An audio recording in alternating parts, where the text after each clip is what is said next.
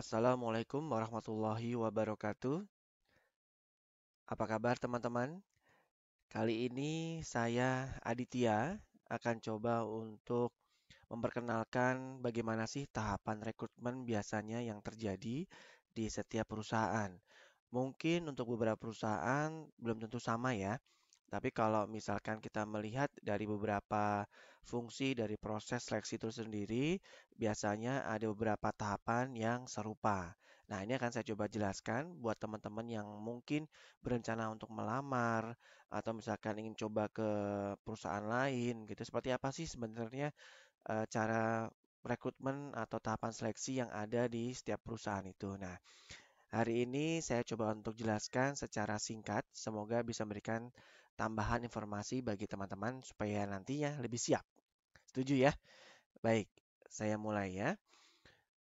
Kalau teman-teman lihat di layar sini, secara umum sebenarnya hiring proses itu terdiri dari beberapa banyak tahapan. Kalau teman-teman lihat di sini ada 12 tahapan ya. Dari kita mulai dari pojok kiri sini ada review company vision dari sisi perusahaan, itu akan melihat dulu kebutuhannya seperti apa di dalam perusahaan. Belum tentu serta-merta langsung mengeluarkan kebutuhan saya ingin orang sekian untuk posisi sekian, tidak. Tapi kita juga akan pasti melihat dulu visi perusahaan itu seperti apa, kemudian spesifikasinya apa untuk posisi ini dan tidak serta-merta langsung diberikan semua posisi harus dipenuhi, tidak, tapi strateginya seperti apa dan bagaimana kita mencari kandidatnya sampai dengan kita mendapatkan beberapa kandidat yang masuk kita dapatkan. Kemudian kita interview, kemudian kita ada yang menggunakan phone interview, kemudian juga seleksi beberapa tahapan, dan terakhir adalah beberapa pre-screen sebelum nanti masuk ke background checks dan juga melakukan offering atau di sini negosiasi gaji ya teman-teman. Setelah itu tanda tangan kontrak dan akhirnya join dalam perusahaan. Itu secara tahapan keseluruhan. Dari sisi kami sebagai seorang recruiter harus memahami hal ini. Tapi kalau teman-teman tidak perlu, teman-teman hanya mungkin hanya cukup mengetahui bahwa di setiap proses itu akan ada beberapa tahapan, yaitu ada sourcing, screening, interview, dan juga offering. Selain itu nanti join dengan kami dalam hal ini adalah untuk onboarding atau induction sebagai karyawan baru. Nah, zaman sekarang beberapa bulan ini kita mungkin mengenal dengan fase di mana kita harus mengurangi tatap muka dan juga berinteraksi secara fisikal ya. Nah, beberapa perusahaan saat ini mungkin sudah mengembangkan yaitu yang namanya contactless recruitment yang mana kita sebut sebagai new era atau new normal lah. Kalau di Jawa Barat mungkin mengenalnya dengan adaptasi kebiasaan baru, di mana setiap lini industri pasti akan mencoba untuk ke arah sini. Nah, di bidang rekrutmen pun kita sebenarnya sudah mencoba hal ini supaya tidak akan ada lagi yang namanya physical atau kontak dengan beberapa kandidat dari sisi rekruter atau HR-nya sendiri. Kalau teman-teman lihat prosesnya bagi teman-teman ada yang namanya sourcing. Tentu kalau di bidang kami di rekrutmen itu akan mencari di beberapa bagian ya atau bagi job portal. Ada yang dari LinkedIn, dari Glassdoor atau mungkin kalau teman-teman mengenal ada job portal yang lain sebutlah Career.com, Jobstreet, JobsDB, Locker ID dan lain-lain. Itu masih banyak sekali di browsing sana yang akan membantu teman-teman mencari pekerjaan yang sesuai dengan teman-teman. Nah, intinya dari sekian banyak job portal tadi, kita akan coba bantu cari mana nih kandidat yang memang memiliki keserupaan atau kesamaan requirement yang kita butuhkan. Dalam hal ini dalam tahapan screening. Biasanya tahapan screening ini kita melibatkan yang namanya AI atau Artificial Intelligence, di mana kita akan melakukan screening secara sistem sehingga kita akan terbantu dengan tidak melihat satu persatu CV yang masuk. Karena sekarang sudah zamannya online. Kalau zaman dulu mungkin melalui surat lamaran hard copy kita harus baca satu persatu. Dan tentu itu akan menyulitkan kami untuk bekerja secara cepat dan juga untuk memenuhi kebutuhan organisasi. Kalau zaman sekarang sudah ada sistem sehingga kita tinggal klik sistemnya, kemudian mereka akan bantu kita untuk memilih mana nih kandidat-kandidat yang setidaknya memiliki keserupaan atau kesamaan dengan requirement yang kita butuhkan. Tidak harus 100%, minimal 80 atau 85%, 90% kita sudah bisa dapatkan shortlisted kandidatnya, kemudian bisa kita proses dan masuk ke tahapan berikutnya, baik interview, psikotes, dan lain-lain ya. Nah, untuk zaman sekarang nih teman-teman juga harus pastikan harus paham juga video call ya, karena interview saat ini rata-rata setiap perusahaan itu menggunakan video call dan tidak ada atau jarang sekali yang masih memanggil kandidat atau calon karyawan datang ke dalam perusahaan. Sehingga kita menggunakan aplikasi seperti contohnya ada Zoom atau Cisco Webex atau misalkan Hangout zaman dulu atau WhatsApp video call mungkin yang bisa digunakan untuk proses interview ya. Dan psikotesnya pun biasanya kita menggunakan sistem, teman-teman tinggal masuk ke dalam sistem atau dalam portal tertentu, kemudian teman-teman akan isi langsung di dalam sistem tersebut atau rekrutmen sistem tadi. Dan yang berikutnya adalah kita melakukan offering ya. Offering itu teman-teman tidak perlu datang ke kantor dan nego gaji di sini teman-teman bisa dikatakan bisa menggunakan email atau menggunakan lewat line telepon dan juga bisa mendiskusi atau negosiasi terkait dengan berapa yang ditawarkan dan berapa yang bisa didapatkan. Itu yang teman-teman bisa lakukan tanpa harus ketemu karena dengan prinsip contactless tadi. Setelah itu deal, teman-teman juga setuju dengan angka yang disampaikan, benefit yang diberikan, teman-teman tentu akan masuk ke tahapan biasanya ada tahapan medical check up. Dan medical check up ini biasanya penentu ya teman-teman. Kalau teman-teman tidak sehat pun, apalagi di era masa wabah pandemi ini, teman-teman tentu akan diminta kadang-kadang harus tertera, harus free atau non reaktif terhadap COVID-19.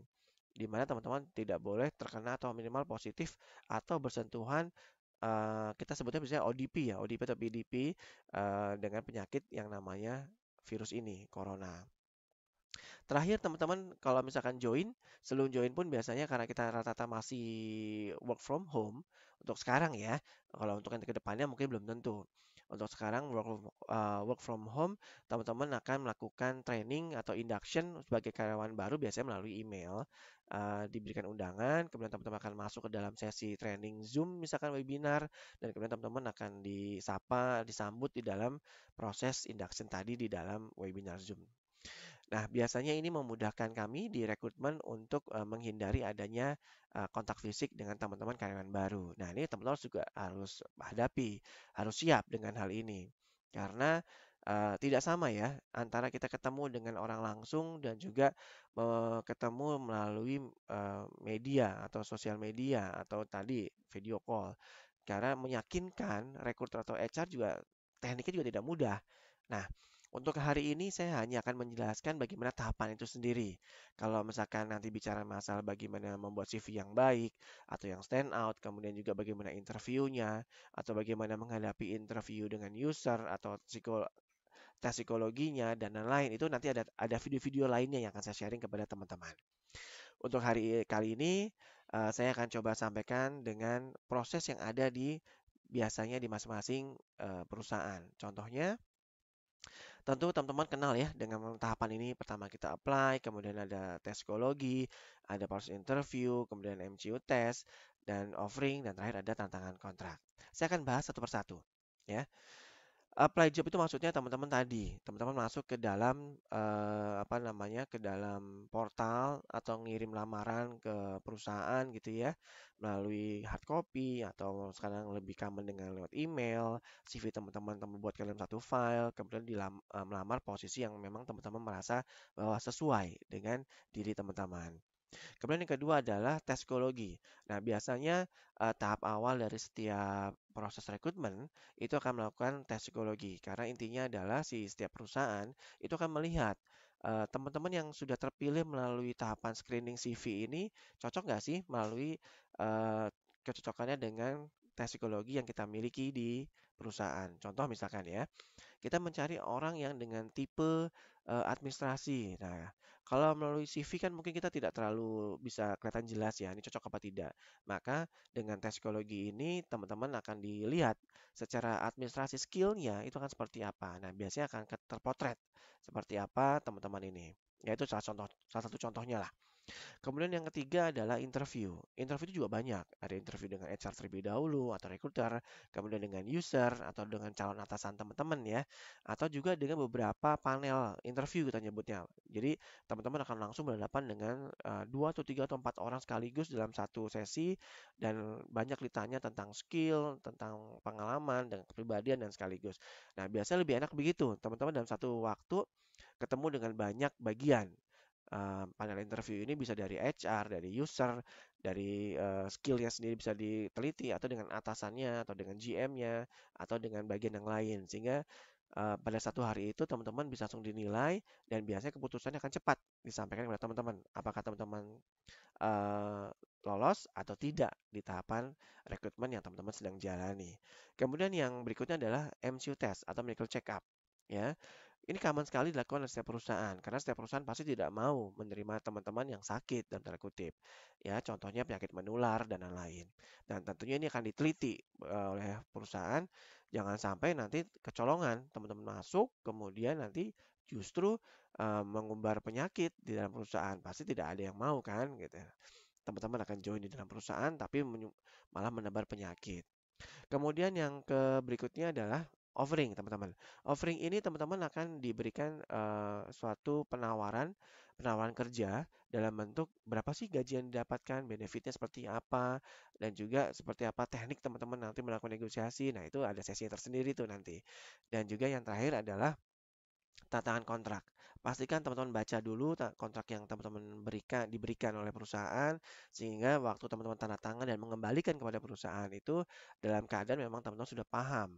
Kalau memang belum paham, boleh tanya nggak? Boleh kalau menurut saya. Tanya aja sedetil mungkin. Ini seperti apa, tanggung jawab seperti apa, atau aturan yang ada di sana seperti apa, masuk kerja jam berapa, pulang jam kerja jam berapa. Nah, itu teman-teman pastikan, tanyakan supaya teman-teman jelas. Jangan sampai nanti kemudian hari teman-teman memprotes ternyata sudah tanda tangan di atas hitam di atas putih. Nah, itu agak susah tuh. Teman-teman tentu akan malah dibalik tanya, "Loh, dulu kenapa tidak bertanya lebih lanjut bahwa di kami sudah tertulis aturan seperti seperti ini?" gitu. Nah, itu malah membuat kita tampak terlihat tidak profesional. Nah, pertanyaan saya sebenarnya sangat simpel, teman-teman. Dari beberapa tahapan ini kan lihat teman-teman ada 6 ya.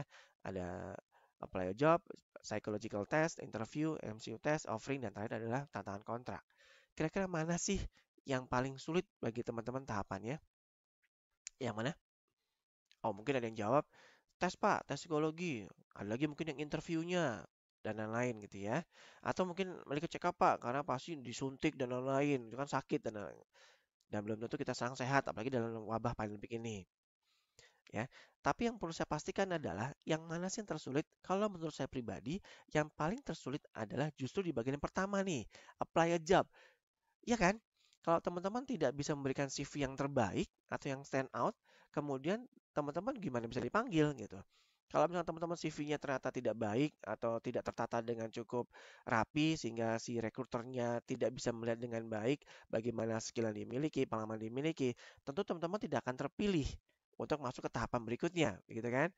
Tapi kalau zaman sekarang kan menggunakan sistem nih, email, CV, dan lain-lain. Nah, teman-teman juga harus pastikan bahwa CV yang teman-teman tuliskan itu memang sesuai dengan posisi yang dituju. Kalau teman-teman ngelamar di bidang IT misalnya atau sales, ya teman-teman harus menonjolkan bagian-bagian tadi. Di IT misalkan ya, teman-teman bisa sampaikan di mana bahasa pemrograman, skillnya apa, pengalamannya di mana, atau di sales, pernah mencapai target berapa, pengalaman di salesnya di mana. Nah, terus tuliskan. Karena biasanya kalau sistem itu dengan menggunakan sistem AI tadi atau artificial intelligence itu akan melihat secara parsing. Dia akan membidik kata-kata kunci dalam CV teman-teman. Sehingga kalau misalkan saya minta, saya lagi nyari orang sales nih, coba deh di sistem saya tuliskan keywordnya adalah misalkan eh, pernah memiliki pengalaman sebagai sales. Nah, di sistem itu akan langsung mencari tuh CV yang masuk. Kalau dia tidak ada kata sales, dia tidak akan terpilih. Atau dengan ya tentu tidak hanya dengan kata sales saja ya keywordnya, tapi bisa juga dengan yang lainnya. Misalkan IPK-nya berapa, lulusan mana, dan kotanya mana, lokasi di mana itu akan di parsing atau akan didetect oleh sistem sehingga akan masuk ke folder solicited kandidat atau talent pool yang nanti mana akan kita lanjutkan prosesnya ke tahapan berikutnya gitu. Masuk ke tahapan tes psikologi sebenarnya nggak susah kalau menurut saya. Tidak perlu ada persiapan. Yang penting teman-teman makan cukup, cukup istirahat, dan juga memang dalam keadaan siap atau tidak dalam keadaan sakit. Tes psikologi ini kan kita ingin memotret dalam keadaan sebenarnya. Dan sebenarnya kalau di beberapa perusahaan memang ada yang menjadi penggugur ya. Tapi kalau misalkan di beberapa perusahaan ada yang menjadikan pegangan kami sebagai orang HR, di mana sih kekurangannya dan di mana sih kelebihan seseorang ini. Sehingga begitu nanti teman-teman join, kalau misalkan ada kekurangan ya itu kita kembangin supaya berangsur menjadi membaik gitu ya. Atau menjadi ada kelebihannya. Nah, kelebihan ini kita gunakan. Teman-teman akan kita pacu, ayo kita motivasi, gunakan kelebihan kamu untuk mencapai target perusahaan atau target individu kamu menjadi yang terbaik dalam perusahaan ini. Nah, itu kan sama-sama win-win solution gitu ya. Tahapan interview sebenarnya tidak tidak susah juga gitu ya. Kalau teman-teman sudah terbiasa memiliki jam terbang interview yang cukup baik gitu, sewaktu ditanya tentu akan lebih mudah untuk menjawabnya, tidak kaku, santai ya, dan juga bisa menjawab dengan 100% tepat sasaran. Nah, pertanyaannya kalau belum pernah interview, latihan gitu dan cobalah buka literatur-literatur tentang interview dan nanti mungkin di video sharing saya berikutnya juga akan saya sampaikan bagaimana sih cara interview yang baik begitu. Kemudian MCU test, hati-hati teman-teman. Untuk medical check up sebenarnya tidak susah sih. Kalau memang teman-teman hidup sehat pasti akan lolos kok. Tapi kan kita nggak tahu ya, dalam keadaan polusi zaman sekarang ini, rata-rata yang sangat sering sekali saya temukan itu biasanya paru-parunya ada masalah. Selain mungkin perokok, ya mungkin jalanan ibu kota yang juga banyak dengan polusi. Dan biasanya ada flek tuh yang membuat kita juga hati-hati. Kalau kita temukan itu biasanya ujung-ujungnya bisa bisa penyakit ya, mungkin belum tentu ya. Tapi bisa aja penyakitnya menuju ke TBC dan lain-lain. Dan tentu kita nggak mau kan menular. Teman-teman masuk ke dalam ruangan ber-AC, batuk, kemudian nanti menular ke teman-teman yang lain. Atau dalam kondisi paru-parunya tidak sehat, ternyata teman-teman harus kerja dalam kondisi yang sangat dingin dalam ruangan karena mungkin ber-AC, sehingga teman-teman akan menggigil dan juga nggak kuat. Nafasnya jadi tidak bagus begitu. Nah, itu bisa juga bermasalah. Atau kebalikannya, teman-teman mendapatkan pekerjaan yang di lapangan, tapi ternyata secara kesehatan teman-teman tidak mumpuni untuk melakukan pekerjaan-pekerjaan di lapangan, itu juga jadi masalah. Nah, intinya teman-teman harus jaga kesehatan nih, apalagi di musim pandemi seperti ini teman-teman harus stay healthy dan juga stay produktif. Olahraga tetap harus berjalan begitu ya, jangan sampai tidak sama sekali walaupun semuanya serba online, video call dan lain-lain. Sekolah video call, kuliah video call, semua training juga melalui video call. Jadi hampir tidak pasti teman-teman berdiri atau berjalan. Nah, itu kan zaman sekarang kita seperti itu ya, tapi teman-teman harus tetap bergerak ya, olahraga harus dirutinkan. Karena ini sangat menentukan. Bagi perusahaan yang memang memiliki sistem gugur di MCU testnya, hati-hati nih teman-teman. Biasanya akan banyak yang gugur di sini dan gagal tidak bisa lanjut ke tahap berikutnya di offering dan juga tanda kontrak kerja gitu ya. Offering juga nanti ada tekniknya. Teman-teman bisa masuk ke tahapan offering pun tentu akan banyak ditanya, bagaimana nih salary yang diharapkan? Dan dari kami bisa berikan sekian, mau terima atau tidak. Nah, itu kan ada negosiasi, itu ada tekniknya. Nanti video sharing berikutnya mungkin akan saya sampaikan seperti apa. Tantangan kontrak kerja sudah sampaikan tadi saya di awal bahwa baca dulu baru teman-teman tanda tangan. Intinya begitu kan ya. Baik. Nah, itu kira-kira teman tahapannya sendiri teman-teman. Saya tidak akan panjang lebar karena itu nanti masing-masing ada videonya sendiri sehingga teman-teman akan lebih lebih jelas dan juga lebih to the point di masing-masing tahapan tadi. Kemudian model yang dimiliki apa sih sebagai teman-teman untuk masuk ke dunia kerja? Sebenarnya simpel kok teman-teman. Secara keilmuan teman-teman misalkan sudah lulus dari sekolah atau dari kuliah, tentu ada hal yang teman-teman kuasai. Nah, ini teman-teman harus betul-betul kuasai, jangan cuma sebatas nilai saja di dalam raport atau dalam transkrip nilai. Tentu ini akan sangat berguna dan akan digunakan nanti dalam bekerja ya. Kemudian yang kedua ada pengetahuan teman-teman. Teman-teman harus tahu, teman-teman melamar di sales, di marketing, atau di HR, atau melamar di IT, harus tahu dunia IT seperti apa sih zaman sekarang, dunia HR seperti apa, banyakkah berubah dari zaman sebelumnya. Teman-teman harus gali nih pengetahuan-pengetahuan teman-teman. Syukur-syukur teman-teman sudah pernah ikut seminar-seminarnya gitu ya. Sehingga sewaktu teman-teman melamar pekerjaan, di interview dan masuk ke dunia kerja, itu tidak nol-nol banget berangkatnya. Sehingga kerjanya pun bisa langsung ngegas gitu kan. Dan yang ketiga adalah pengalaman. Pengalaman memang diperlukan, tapi biasanya kalau teman-teman yang fresh graduate nggak usah khawatir. Dalam organisasi pun biasanya di dalam sekolah atau dalam kuliah kita bisa jadikan referensi karena bagaimana teman-teman berorganisasi itu akan sangat membantu kami. Teman-teman berarti sudah pernah berhubungan dengan orang banyak, melakukan komunikasi, pengambilan keputusan, dan juga bagaimana berhadapan dengan orang yang berbeda dengan ide dan pendapat. Nah, itu kan juga kita lihat di situ. Nah, itu sangat sangat membantu kami sekali kalau teman-teman sudah pernah melakukan organisasi. Kalau nggak pernah organisasi bagaimana, Pak? Nah, ini pertanyaan yang sebenarnya mudah saya jawab. Tidak masalah. Teman-teman kan dalam sehari-harinya pasti berhubungan dengan orang banyak, melakukan komunikasi, kemudian beli barang pun teman-teman pasti pernah pernah nego lah. Nggak mungkin teman-teman beli barang langsung beli berapa nih Pak? Kecuali kalau di supermarket ya yang tanpa bisa nego. Tapi kalau di toko kan berapa nih Pak, Bu? Bisa nego nggak? Itu kan juga ada teknik negosiasi. Kalau teman orang sales, teman orang marketing kan pasti bisa belajar dari situ gitu. Atau punya toko di rumahnya. Biasanya kalau zaman sekarang online shop, teman-teman jadi reseller. Nah, itu kan juga salah satu teknik yang bisa teman-teman banggakan sebagai pengalaman teman-teman. Dan setidaknya teman-teman tidak nol sekali dalam hal pengalaman di situ ya. Kemudian yang keempat adalah milikilah bank kesempatan. Jangan ada kesempatan di depan mata teman-teman tidak ingin ambil karena kita tidak tahu ya kemudian hari teman-teman akan mendapatkan pekerjaan yang memang akan seperti apa tantangannya. Nah, ini saat-saat ini ya saat-saat yang terpenting. Teman-teman dapat kesempatan tawaran, "Ih, ada training ini yuk, kita ikut yuk." Hanya lewat Zoom kok atau lewat video call. Teman-teman jangan sampai lewatkan, lebih penting main game misalkan atau lebih hangout dengan teman-teman melalui chatting atau video call dengan teman-teman tanpa ada manfaatnya. Nah, itu dikesampingkan dulu karena saat ini teman-teman lagi membutuhkan nih bank kesempatan. Dengan adanya bank kesempatan ini mungkin teman-teman akan ketemu dengan orang-orang HR di bidang lain gitu ya, sehingga akan membuat networking teman-teman akan menjadi semakin meluas. Siapa tahu, di tempat saya lagi butuh orang ini nih, mungkin kamu cocok untuk ngisi tempat ini. Nah, itu kan ada salah satu referensi yang cukup bagus buat teman-teman gitu. Nah, itu harus sempat di, eh, digunakan kesempatan itu ya. Memilih pekerjaan pun tidak serta-merta gitu saja ya. Kalau menurut saya ada beberapa hal nih. Cari informasi, tugas yang menjadi tanggung jawab dan kualifikasi yang dituntut sesuai dengan bidang teman-teman. Jangan yang teman-teman tidak kuasai, teman-teman lamar gitu ya. Kemudian minatnya juga harus sesuaikan dengan kemampuan yang teman-teman miliki. Jangan teman-teman tidak punya pengalaman di sales, tapi hanya punya pengalaman di admin, kemudian melamar begitu ya. Pertanyaannya sebenarnya boleh nggak sih? Kalau menurut saya sih boleh-boleh aja. Karena semua bisa belajar kok. Kalau memang teman-teman memang mau dan punya kesempatan itu, teman-teman bisa belajar. Tapi kan tidak semudah orang yang sudah punya pengalaman biasanya kan. Dan dalam interview pun teman-teman akan disandingkan dengan kompetitor teman-teman yang mungkin sudah punya pengalaman. Ya ini yang sulitnya, teman-teman tidak akan terpilih karena dianggap tidak punya pengalaman. Tapi kalau teman-teman bisa sampaikan atau memiliki interview dengan jam terbang yang bagus, sudah punya pengalaman, teman-teman bisa jelaskan bahwa saya memang tidak punya pengalaman di sales, tapi saya punya pengalaman tadi. Saya punya online shop, kemudian juga pernah melakukan negosiasi di dalam organisasi pun saya punya bikin kegiatan dan juga saya pernah menawarkan kegiatan ini ke orang lain atau ke perusahaan tertentu dan akhirnya saya mendapatkan modal atau dana bantuan dari donatur. Nah, itu kan juga teknik-teknik negosiasi yang cukup bisa teman-teman banggakan sebenarnya. Tapi ingat, itu kalau teman-teman diundang interview. Tapi kalau teman-teman tidak diundang interview kan teman-teman nggak bisa menjelaskan, gitu ya. Kemudian juga sesuaikan dengan rencana karir.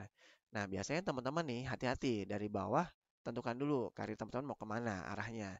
Mau jadi orang apa gitu ya. Karena jujur di dunia perusahaan itu ada dua jalur biasanya. Yang satu secara struktural, yang juga satu secara spesialis gitu. Misalkan teman-teman ngelamar di orang HR misalkan. Atau di rekrutmen lah seperti saya. Teman-teman bisa jadi supervisor, section head, atau misalkan jadi manager, GM, dan kemudian jadi direktur HR, misalkan begitu ya. Atau di bidang spesialis gitu. Kalau tadi struktural ada jenjangnya, teman-teman akan membawai beberapa tim gitu atau orang. Kalau di spesialis mungkin teman-teman tidak perlu membawai orang atau memiliki tim, tapi teman-teman punya kemampuan yang memang mendalam di situ gitu. Misalkan rekrutmen spesialis, teman-teman akan belajar tentang rekrutmen aja yang teman-teman hadapi sehari-harinya gitu. Kalau teman-teman suka pekerjaan monoton mungkin cocok di spesialisasi tadi. Tapi kalau teman-teman memang ingin pekerjaan yang menantang atau lebih skupnya lebih lebar, tidak suka yang pekerjaan monoton ya mungkin lebih cocoknya cenderung di bidang yang struktural tadi gitu ya. Ini hanya masukan aja. Bisa benar bisa tidak tergantung dari teman-teman sendiri yang menyikapinya. Kemudian, pilihlah pekerjaan yang dapat mengangkat CV nih teman-teman. Jadi jangan asal ngambil pekerjaan karena nggak ada pekerjaan, kemudian teman-teman masuk aja sebagai karyawan. Ya sebenarnya di musim dalam tanda kutip agak sulit seperti sekarang ini, mencari pekerjaan memang tidak mudah. Nah, tapi teman-teman harus pastikan bahwa memang pekerjaan yang teman-teman ambil ini memang ada jenjangnya. ya. Dan teman-teman bisa berpikir nanti 5 tahun ke depan ini saya mau kemana arahnya.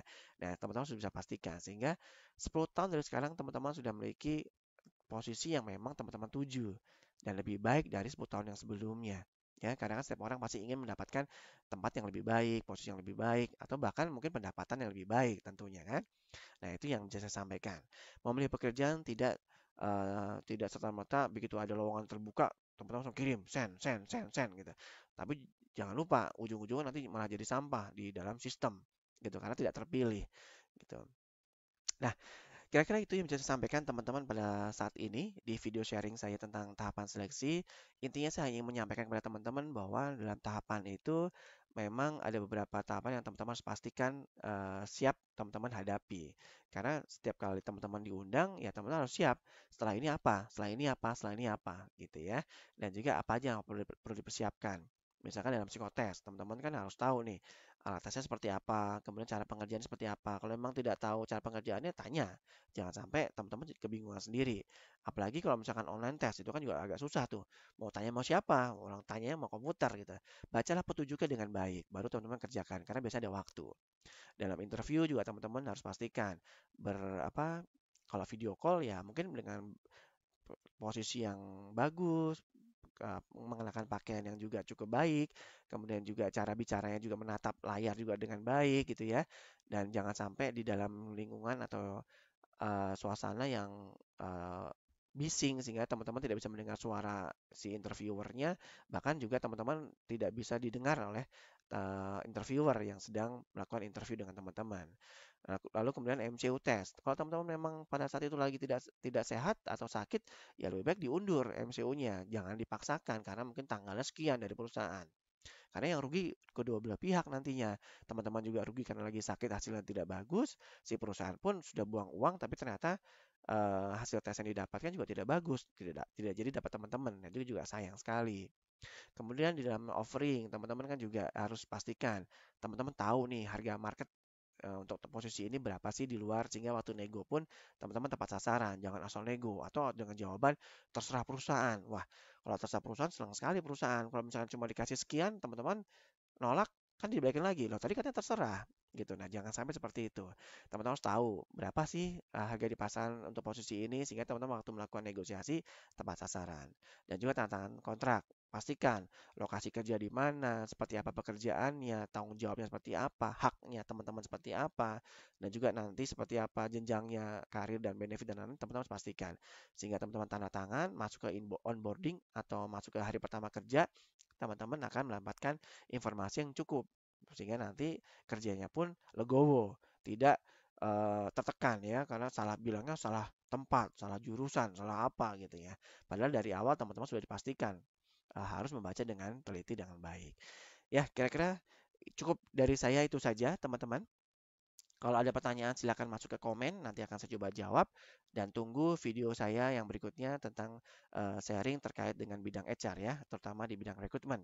Apa yang saya pernah hadapi selama beberapa puluh tahun ini. Oke, semoga bermanfaat bagi teman-teman. Sampai ketemu lagi di video saya selanjutnya. Terima kasih. Wassalamualaikum warahmatullahi wabarakatuh.